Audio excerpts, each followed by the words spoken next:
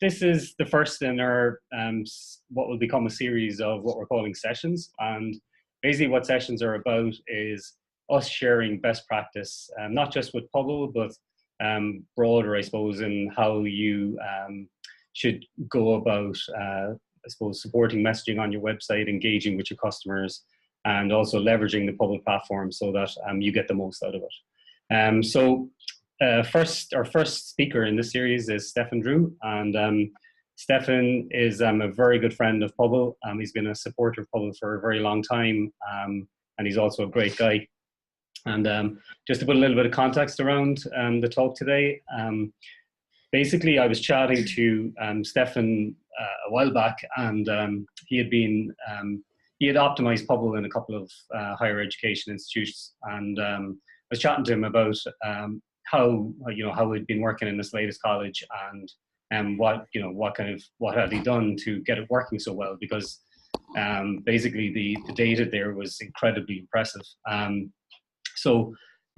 Stefan went through what he did at both institutes to actually optimize the Pubble deployment there.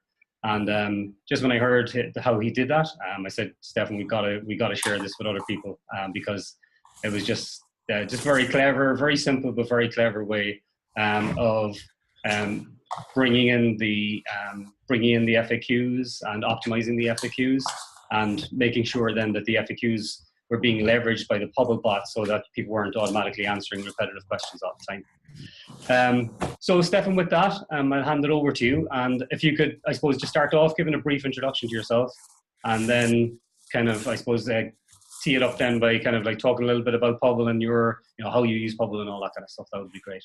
Fine, thank you very much, John. So as John explained, I'm Stefan Drew. My job basically is I'm a marketing consultant working mainly in the education space, mainly in the UK, but some overseas work as well.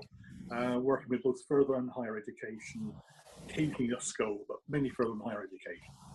And the job basically is often go into institutions where they have a marketing problem, I go in to troubleshoot their marketing, went in, did a few things, and then got asked to sort of stay and implement it for a while until we recruited.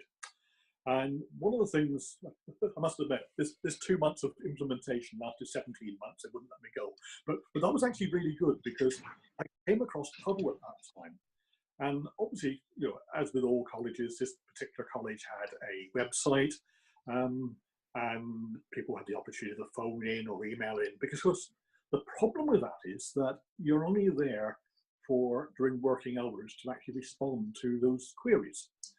And Pubble suddenly showed me a way where we could actually put the Pubble chat line onto the website and be far more responsive. I'm a firm believer, if you don't answer someone's question straight away, then off they go somewhere else to ask someone else the question. And if you don't answer at all, they go to another institution, another organisation, business, or whatever sector you might be in. So I put Pubble onto the website there, put it on my own personal website as well. The website in the college I'm talking about was getting about 25 or 30,000 visitors per month, so quite a decent number of visitors. And I suppose in those days, 6, 7 years ago, Pubble was just a chat line in my view. It was really useful, but in the way that we look at it today, it was quite limited. Today, it's a much stronger tool.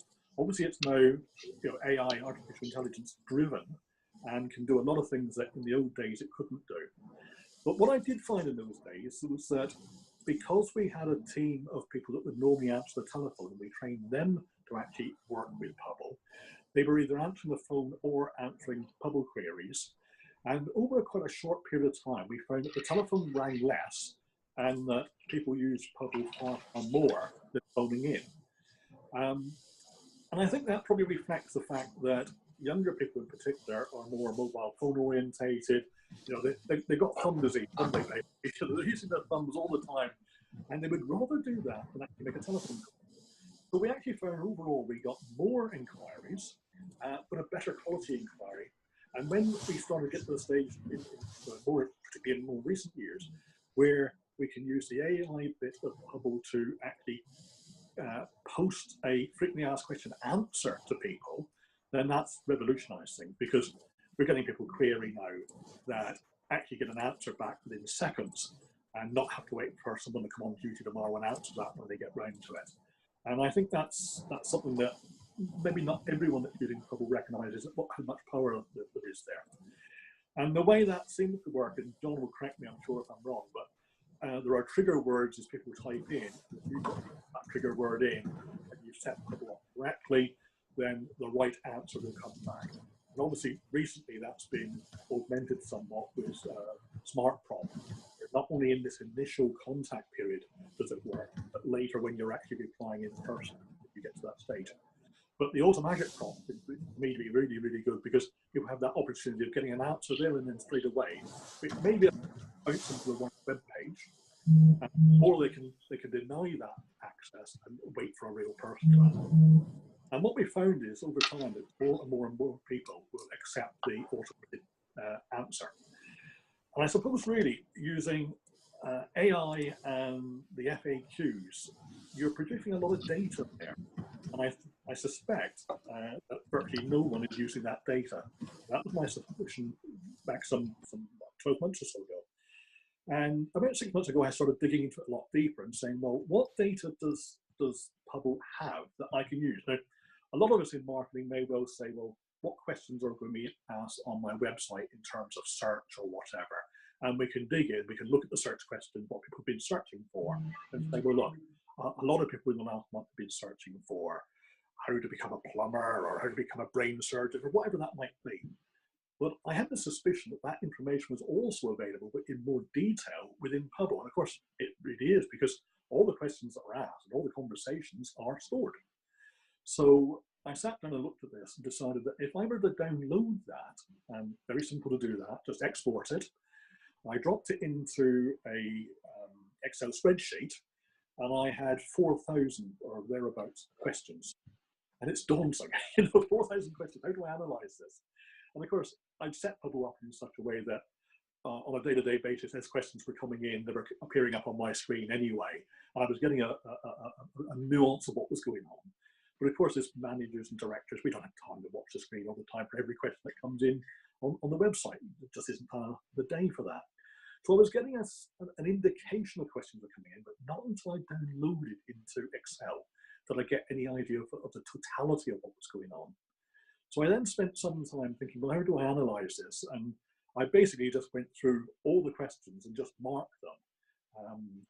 Do this by searching on keywords or whatever, and say, well, what are the sort of broad mix of questions I'm asking? And for example, August and September this year, a lot of people, prior to going back to starting their first year, were posing questions that you wouldn't expect them to pose. So they were saying things like, on Pubble, when does term start? What do I do on day one? And we think, well, we've sent them a letter, we've told them that, it's on the website, why don't they look for it? You know, the reality is they don't look for it, and this is the real world. So by analysing the questions that were coming in, we were able to quickly then go back and say, well, look, we can link that trigger keyword there to an answer. Maybe it's an answer we already had on Pubble, and maybe it's not, because we'd actually spent a lot of time prior to that going through the questions I knew were coming in on a fairly regular basis and writing FAQs for them, FAQ answers. And therefore more and more were being triggered. But seasonal questions in particular, things like when does term start, because they haven't read the letter, or the questions that you just don't expect and will catch you out. So by downloading and analysing them, and I dropped them into the questions into about 9 or 10 different categories, basically. And I looked at things like term start dates and saying, well, what are the other trigger words there? When does term start? What are term start dates? What do I do on day one coming to college? All those sorts of things. And I wrote a series of FAQs there that would actually address that issue, and put them onto the website, onto the website as answers, and then program Pubble to actually take people from that question into the website via the answer to the FAQ. And I think that gives us an incredible power to not only anticipate what might be asked this time next year, because I'm sure that the questions we had in August and September of this year will come up again next year, and any seasonal question will do that. we can do that, but it also, as time goes on, gives us more and more opportunity to get more and more in depth about how we communicate with questioners and to anticipate what they might ask next. And of course, the real ability is, if you know what's coming, you can then post an answer as an FAQ on your website. You could be putting that information then out onto social media because you know people are thinking about that at the time. And it's a relatively simple way of taking data and making it work for you. So I'm just looking at my screen at a few things I wrote earlier here. I believe there's a lot of power there. I think one of the things that might be useful longer term if more people take this up, John, would be that if Pubble can find some way to categorize those questions and actually put them on the screen or send them out to those people using Pubble on their websites. Absolutely, yeah. I mean, that's definitely something that that we are looking at, actually, Stefan. But come here, just to come back to you there, right?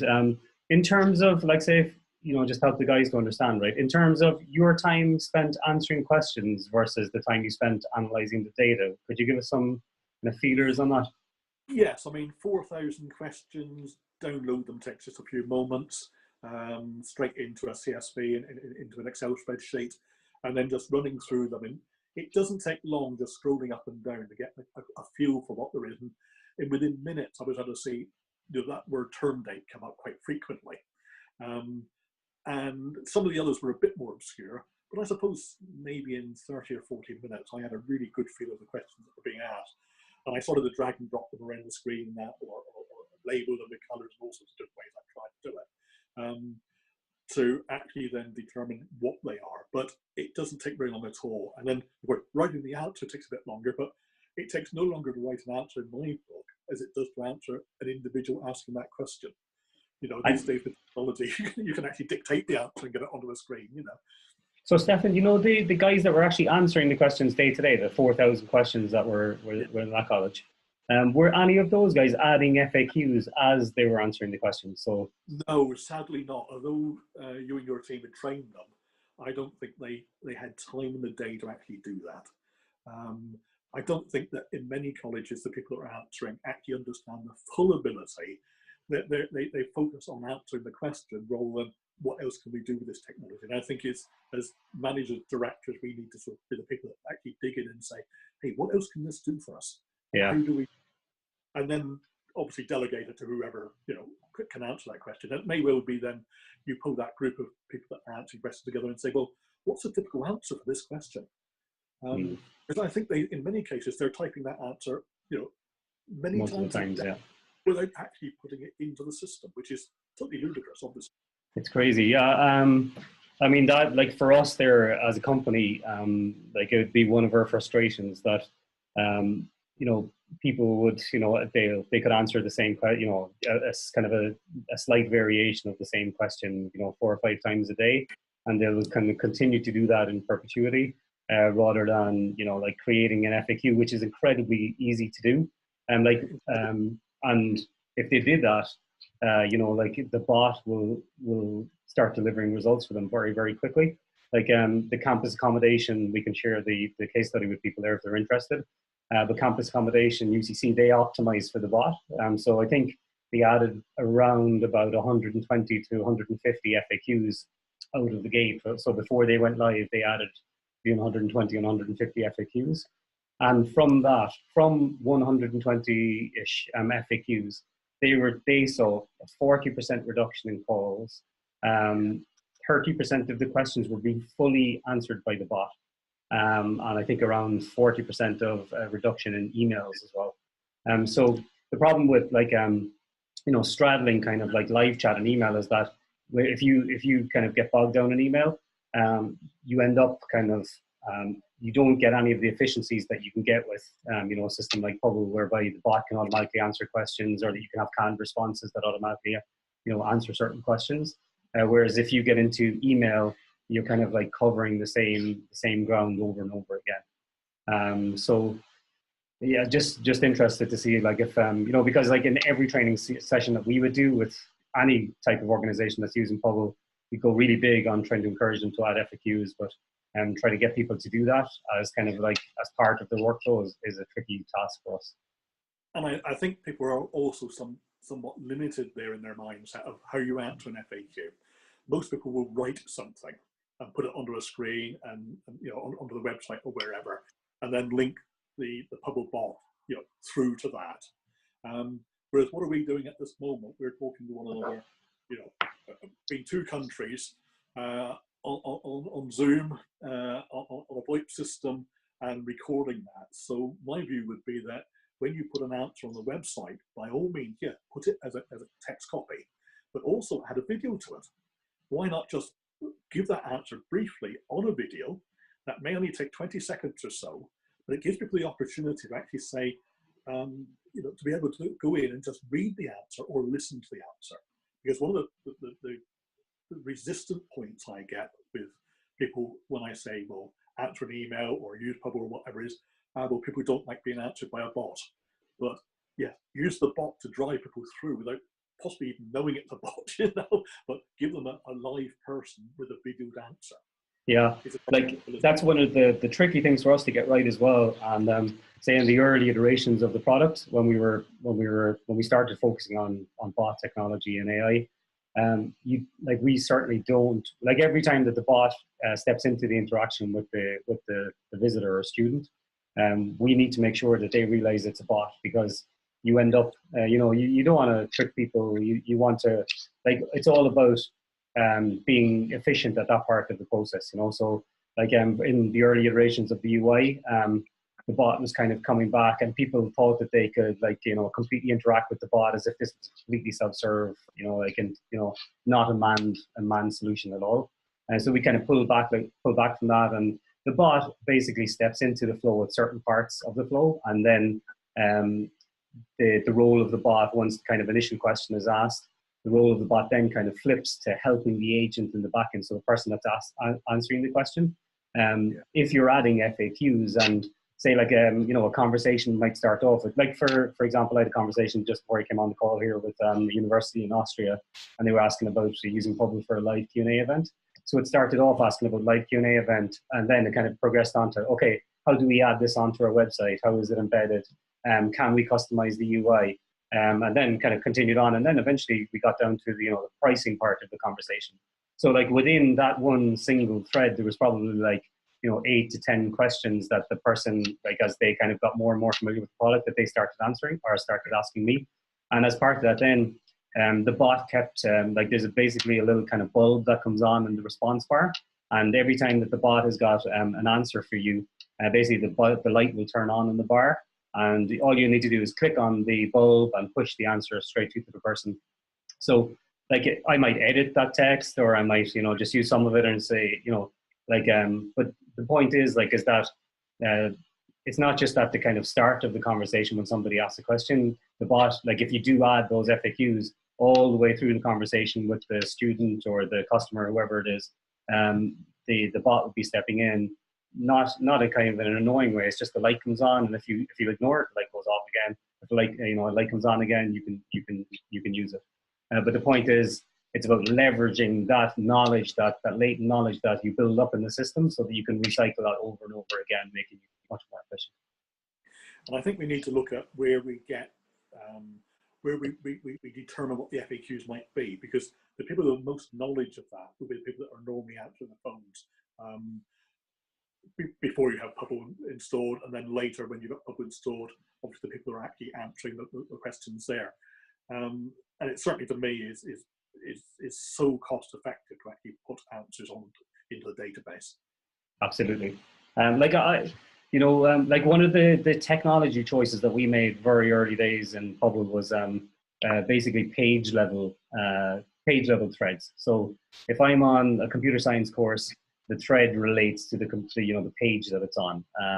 Architecturally, that's incredibly detailed, right? But, like, what enables you to do, right, is, like, if I ask a question on computer science, like, the bot will deliver it, like, the bot will query the FAQs just for computer science, and also, like, the community ones that say, basically, if I ask something about, like, when is the next open day coming up, then the bot can query that if it's defined that it can be prompted on any page of the website. But if I ask, like, say in Ireland, the #1 question for every single course is what were the points for this course last year? That's like every course in the country, that's the #1 question. So like if I go on and I'm on the computer science course and I say what were the points, the response I would get back for computer science would be different to commerce or business studies or marketing, whatever it is. So that granular level of detail means that the bot can be very, very effective, and it can really, really help you to reduce repetitive questions. And to we know that most of the people that are answering questions in the universities, it's a sub task for them. You know, their primary role is teaching, delivering lectures, researching, and then as part of that, this kind of sub role is like answering questions that come in about their particular courses. And we know that they're incredibly frustrated about having to answer the same questions over and over again. So like if we can get them to buy into leveraging this technology, it will really help them. Yeah, and if we can use video far more, as I was indicating earlier, where that particular person can sit in front of a camera and say, "Hi, I'm Professor So-and-so, I run the history course," or whatever, and the answer to your question is X, Y, or Z, then you start to build that rapport between the people as well. I know what the professor of history looks like now, and that relationship building is important. I know it's very simple for us as managers to say, Pubble will save us money, but I think there's far, far more than that there. The Absolutely. fact that money is great, but the fact that we can communicate promptly and in a personal sort of way, if we build it correctly, that's far, far more important. Yeah, absolutely. Absolutely. Some of the other things as well there, I just wanted to kind of draw to your attention on it. When we started out first with the Pubblebot, it was limited to, the Pubblebot was only integrated into Messenger. Messenger is our live chat application. But over the last few updates there, the Pubblebot has been integrated into community Q&A, which is very popular with universities. That's the product that creates a Q&A thread on every page that's on the site. Like mostly universities will deploy that on their course pages. So the bot can automatically answer questions in there. It's integrated into live Q&A as well. So like if you're in a live Q&A and say somebody keeps asking about accommodation, and if you have an FAQ there for accommodation, as part of the live Q&A, that can automatically get pushed in there. And again, like the whole thing is about just kind of like, there's no advantage to anybody to be answering the same question repeatedly, like typing live responses to the same question over and over again. So the more that we can leverage AI to solve that problem, and then you get down to, like what Stefan was hinting at there with, building personal relationships through this media, and, say giving better responses as well, because, instead of having to deal with, 50 questions today or 50 questions in a month, you basically only have to deal with, say, 10 or 12 questions, but you can give those more thorough responses because you're not under time pressure, having to answer all those repetitive questions as well. Yes, and getting the FAQs to cut in terms of percentages of numbers that cut in is quite interesting, because the first college I worked at with this, when we started, everything was being done manually. No FAQs at all. The last college I worked in and put this in, we put in FAQs, and I think we put about 30 answers in. That was all. I mean, minimal numbers. And with 30 answers in their key questions, with 2 or 3 different trigger words to sort of go to that, then we were soon up to about 25–30% of questions being answered by the bot to the satisfaction of the inquirer. That's the important part, isn't it? It's not about us being satisfied with giving an answer. It's the customer that's making that query being satisfied. They're getting an answer that gives them the answer they want there and then. Absolutely. One of the other questions as well that we get a lot, right, is like a lot of the colleges will already have gone to the trouble of creating FAQs for each course. And like one of the pushbacks that we'll get is like, they'll say, but sure, the FAQs are already on the page. We don't need to add them to Pubble, or we don't need Pubble because, we already have FAQs on the page. But absolutely, like there's reams of research out there that basically will show you that, well, 1, people don't navigate to them. 2, they tend to live in a section where like they have a help desk or a section where they have to navigate away from the page that they were actually interested in, and then go to the help section, then ask their question there or find the information there. And that's a very kind of broken process. So just from the simple fact, right, of even if you took all of the FAQs that were already on the page, and instead of just having them on the page, you put them into your Pubble instance so that they're being pushed back in Messenger or Community Q&A, doesn't matter. You will find that your FAQs will work much, much harder for you than just if they're actually on the page themselves. So that's just like, we get that pushback all the time. But like there's a huge, there's like our data would suggest that it's like there's just, it's basically like having no FAQs versus having FAQs when you put them into messaging. Just a simple thing, even if it's on the host page and I ask the question and that FAQ gets pushed to me, that's completely different than just me stumbling across it on the host page. And one of the things I've observed is when you start doing the analysis of all the questions, and I did my 4,000 the last time round, what it made me do is to rethink what was on the web page. Because as you say, you don't want to take people away from the web page. The answer may well be on the website, but A, you don't want to take them away, and B, people are inherently lazy and won't go away anyway to look for them somewhere else. But what you can do is to put them on that page as a series of buttons, you know, term start dates, for example, in my case. And if someone hovers over that, you get a drop-down box with the answer on. And of course, people stay on the page then, but they've got a sort of menu-driven type thing. But you wouldn't know what questions to put there until you've analysed all the questions that have been coming in through Pubble. Absolutely, absolutely. And that's actually one of the other things as well there that we get a lot is like, you know, people think, right, that if they shift from, you know, email, like if you look at every college that I ever look at, their course pages will still have like emails on them, you know, so like the, you know, whoever the program leader is or whoever's responsible for this particular course, and you can email them directly from the course page. There's two problems with that, right? One, there's no efficiencies in email, so it's always, you know, Stefan answering this guy's question, Stefan answering this another person's question. So like for Stefan, that's like really intensive. There's no opportunity for a bot there to lighten the load for Stefan. But also, there's a big trend as well, and the big trend is that kids that are coming up now are moving away from email as a communication method, and they're moving very much into messaging as their primary. That's what they've grown up with. They've grown up with pages that are very interactive, the Facebooks and Snapchats and Twitter, and so their experience of a web page is like that. It is evolving. It does change. It is interactive. I can actually engage directly with the page versus, you know, say, you know, the previous generation whereby you know, a page was static and everything happened off page, you know. So like the behavior is that they will expect that pages support messaging. Also, that one of the things that we get a lot is that people will shift between kind of like supporting messaging on some sections and have no messaging on another section. And they're worried that like if they have messaging everywhere that they'll get swamped with questions and then they won't be able to deal with them. But what actually happens, right, is people navigate to the sections of the site where they can actually message. So like, yeah, I don't want to call out any of the colleges now, like, but there's a few who do that, and basically they, you know, we can see then like that, you know, their IT support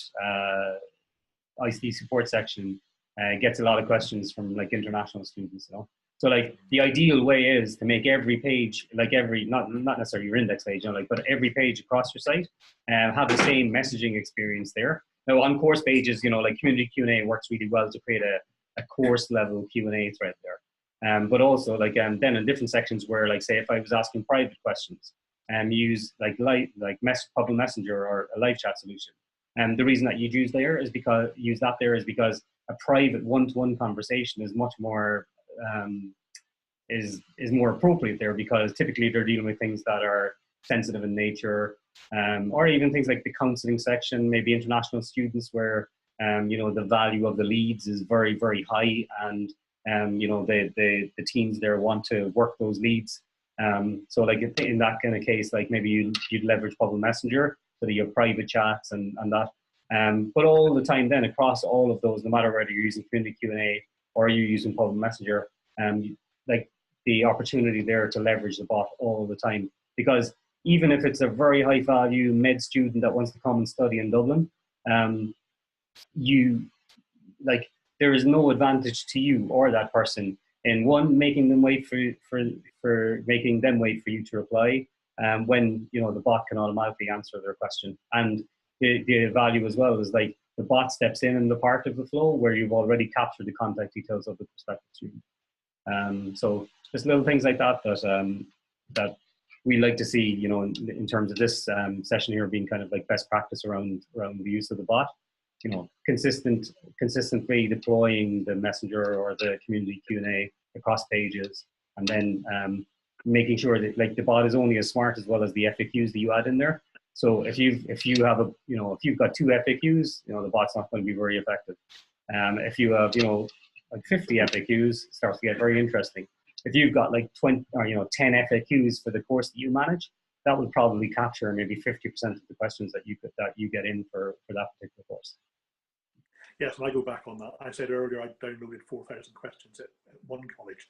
I think if I downloaded 40, I might have had some indication of what was going to come, and get things like term dates. Probably they may have that week been 2 out of, or 10 out of the 40. But I think volume is important. Obviously, AI is far more powerful the more data it's got to use. The other thought I was having as you were talking was that with the email system, when you send someone from a web page to ask the course tutor a question by email, there's no way, as you said, of the college or the organisation knowing whether that's been answered. And I know of people in colleges where for 6 weeks in the summer, they're on holiday, understandable. We're all going to have a holiday. But others, even when they are there, that you'll say to them, well, I've been emailing you for weeks, you never reply. And I've had it said to me very often, but I don't do email.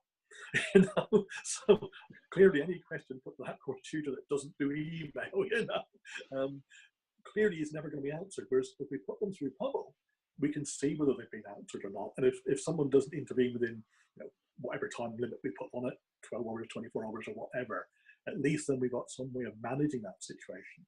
Absolutely. Also, if we go back to the getting that member of staff to sit down with us for an hour sometime to go through the FAQs and give us the answers either verbally or on video, then we've got that information.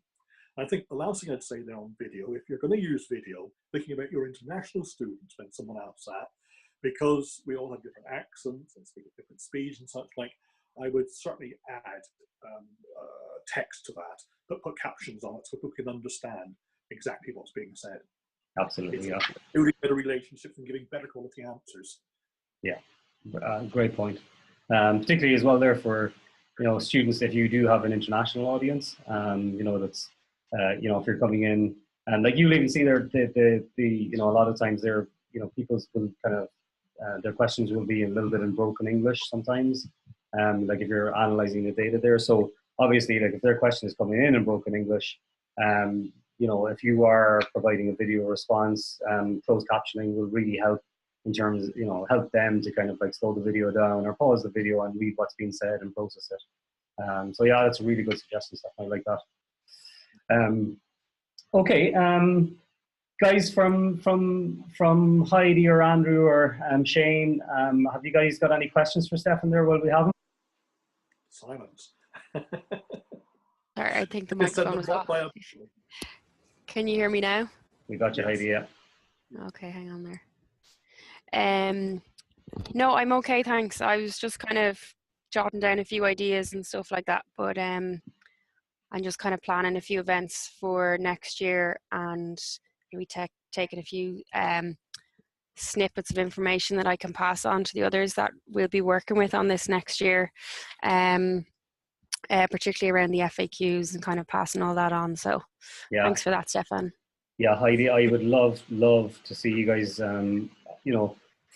because you guys are starting afresh,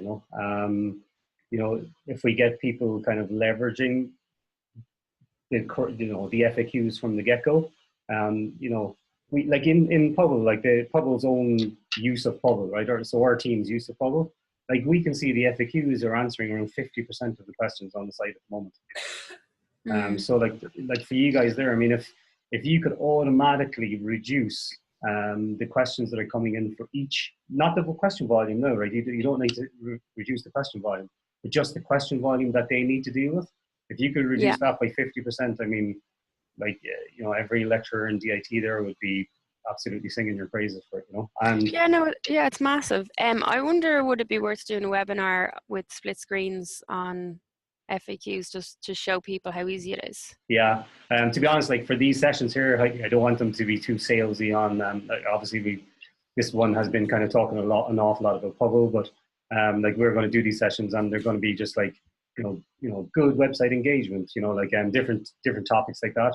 So I didn't want to kind of get into just actually sharing the screen and focusing too much, just doing a product demo today. But like we can definitely do that for anybody who's interested. Yeah, just for the people who are already involved, like, yeah. Yeah. And a few thoughts, maybe. You were saying about running events, and I don't know whether this could be sort of open days and things like that, but my experience of running events in colleges and universities is there's often a queue, and people don't get their questions answered quickly enough. So I've been thinking about putting in a Pubblebot booth, as it were, to get part of the queue, be able to ask the question online, as it were, encourage them to get their iPad or whatever it is, to ask that question, because some of the questions can be asked before they get there. And if the answer comes from the video of the person that's the other end of the queue that they're going to see in a minute anyway, it all starts to build that relationship. And we forget relationships at our peril, basically, in education. People buy from people. Heidi, on that there, sorry, Stefan, that's a great point there. You just triggered something with me there. Yeah, that's good. Stefan, or Heidi, what like some of the retailers do, there's an option in Pubble there where you can ask a question as a customer. So instead of like like in the stores, right? Instead of say taking down the customer's details and then like they get the answer and then they give them a call back or something like that. What they will actually do, right, is ask the question in the store as the customer. So Stefan walks in, Stefan is interested in this, and he asked about this question, and then I put in Stefan's telephone number, and then when that question gets answered by the product expert that it's assigned to, Stefan is automatically notified, and the chat happens between the expert and Stefan rather than you getting caught in the middle. So that's all kind of like already supported in there, So like if you are doing open days and you guys are doing education fairs, like that is, like you can have an iPad there with the, with the Pubble app on it, just click on ask as customer, and that person, then you just automatically assign that to, whichever department or person should really be dealing with that person's question. And then when they get a response, that person gets the response on their phone or their email. It's really seamless, Yeah, that's another good thing to think about. Yep. Okay, cool. Is that anything else, Heidi, or is that you done? No, I think I'm okay, thanks. That's excellent. Okay, Stefan, is there anything else you want to share with the guys there before we wrap it up? No, let's not overload it. We usually do another session another day, maybe with other thoughts. But I'm a great believer in keeping it simple, just 3 or 4 ideas at a time. Yeah. No, great job, Stefan. Just on behalf of ourselves there, thanks very much for doing this session today. You're a gentleman, and always enjoy working with you and working with you and hanging out with you and chatting. I always learn a few things from you, and thanks very much for taking the time out today, and I appreciate it. Yeah, my pleasure. All right, and to everybody who joined, I know there are a lot of people couldn't join today because of the time of year that it is, and it's lunchtime, and people have got a lot on. But thanks so much for joining, guys, and we'll share this out with everybody in the all the education clients in Pubble, and so that you can take a look back at it and see if you can pull out some of the nuggets that we enjoyed today. Okay, thanks very much, guys, for joining. I appreciate it. Thank you.